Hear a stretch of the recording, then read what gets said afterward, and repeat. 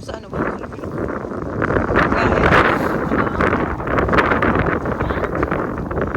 Yeah, just like that. Roll it, roll it, roll it. Yeah.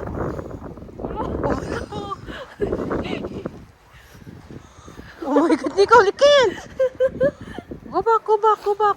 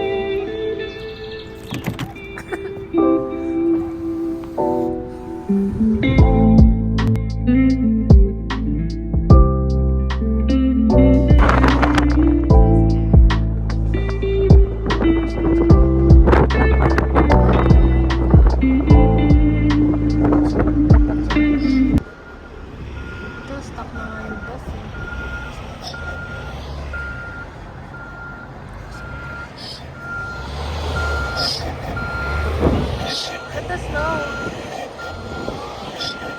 So it's like 25 centimeters yung snow today. After a long time, yun na lang nangyari. You know? Yan na.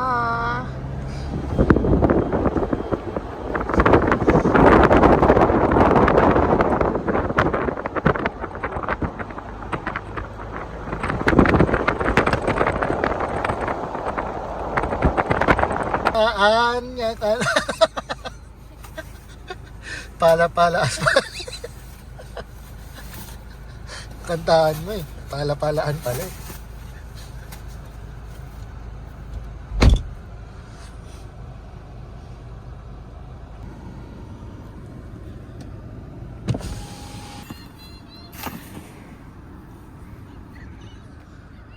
Ba't pala dito ka, oh?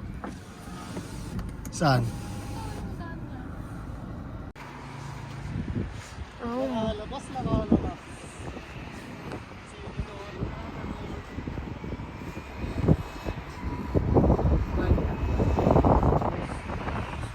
Sarap. Ay! Ang lupit, oh. Oh. Hindi yan nagda-jacket ng mga bag. Kahit ganda na yung snow.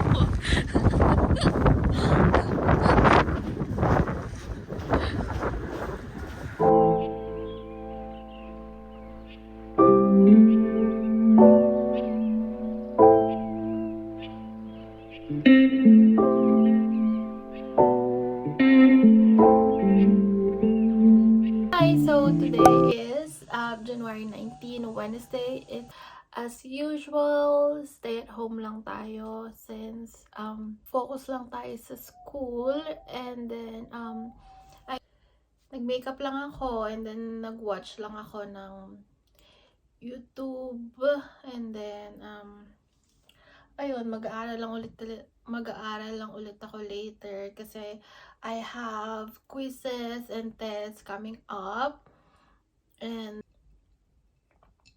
liligpitin ko lang yung mga ginamit ko sa pag-makeup. And yun, so nag-ayos lang tayo today kasi para ma-feel naman natin yung self natin, ma-boost yung confidence, magkaroon tayo ng motivation sa life. Ayun, parang it's kind of self-care na din talaga yung pag-aayos, yung chill, di ka nagmamadali, ganun. So, ayun, yung I feel like I have enough time to take care of myself while continuously improving. Yung each year naman, 'di ba? May natututunan tayo sa life. So, hopefully this 2022 is reach ko yung mga goals ko, yung mga little goals ko na kapag nag-add up, it's gonna be big part ng life ko. And then, ayun nga, we just want to be a better person. Syempre, diba, hindi naman pwede na every year you're still the same person na you were 2 years ago. Like, most definitely may magbabago at magbabago sa'yo. Kasi lagi ka namang may natututunan sa mga mistakes mo. And, yeah, cause earlier this year, ayun nga, nagkaroon ako ng COVID. So, basically, yung 2 weeks ko, I was just at home.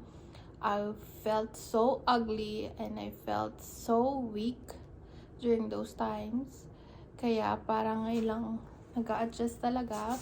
Ngayon lang nag-start yung year ko. And I'm really hopeful na matapos na tong COVID na to, kasi it's been 2 years and it's taking so much of our time, of our energy, alam mo yun. So hopefully matapos na siya, and then ayun, sana maging successful tayo and happy sa own definition natin ng happiness and being successful. Hindi yung sinet ng mundo sa atin na definition ng successful. Basta what makes you happy, what makes you feel that you're successful, sana ma-reach mo yun. And yeah, that's it. So I'll bring you guys with me sa grocery, and yeah, bye! Ayun, sobrang lamig. Ay, mag-focus. Sobrang lamig. Nag-ice na yung wipes. Hindi makita. Ayun, no? Hindi ko na makuha.